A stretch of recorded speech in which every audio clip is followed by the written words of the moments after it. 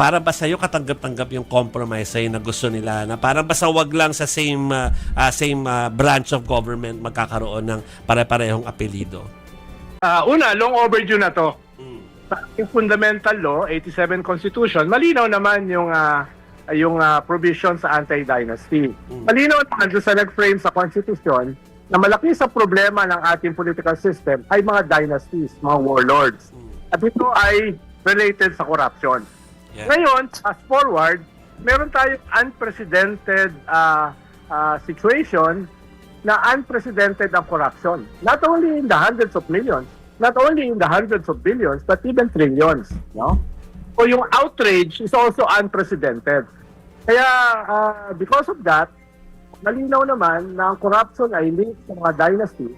Mismo ang gobyerno ay nakita nila na this becomes an existential issue for them. So, to survive, at sila ay puposisyon against corruption, kailangan nilang pumusisyon against dynasty. Ano yun survival din nila ito no? Hindi pwedeng labanan ng corruption. Hindi mo pwedeng labanan ng corruption through ICI, Ombudsman, Blue Ribbon lamang nang wala kang ginagawang law prohibiting dynasty. Yeah. So at the same time, alam naman natin na yung ating political system ay dominated by dynasties at yung gagawa ng anti-dynasty law ay themselves dynasties. So, the devil is in the details. Yes. Ibig sabihin, merong sinuportahan yung gobyerno na priority bill, yung anti-dynasty, pero anong detalye niyan? Ngayon yung debate dyan. Meron yatang 3, 4 na nag-propose ng bill. Merong nag-propose na hanggang 2nd degree of consanguinity na actually existing na yan sa ating SK law.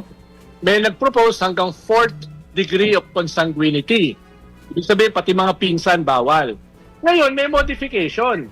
Okay lang yung 4th degree of consanguinity, pero sa kanyan, bawal vertically. Ibig sabihin, kung nasa isang probinsya kayo, dapat isa lang ang pwedeng tumakbo. No? Pero kung tatakbo sa national, ang isang senador, isang governor, isang mayor, pwede. Pero horizontally, hindi pwede. So, anong ibig sabihin yan? Kaya yun yung debate ngayon, na baka hindi tunay na anti-dynasty. Dahil sa asawa, pwedeng palitan yung asawa nila na mayor o yung asawa nila na governor dahil isa lang naman yung tatakbo. So parang merong butas. Yeah. No? Sabi ni Congressman Garin, well, we have to compromise. We have to... Sa isang rehiyon, isa lang ang pwedeng tumakbo. No? Ang ginagawa kasi halimbawa ng Ampatuan, magpapatakbo sila sa 2-3 probinsya Correct. ng kanilang kandidato. So, pwede pang mangyari yon. So, yan yung pinag-uusapan ngayon, yung detalye. The devil, again, is in the details. No? Pero mahalaga rin dito, yung political will ng presidente. Talaga ba niyang didiinan ito? Ba't hindi niya sinertify? Bakit ginawa lang priority? No? Yun ang tanong ng iba. Pwede naman gawing certified na Urgent. Urgent. Bakit pa lang? No? Sabi nila, hindi.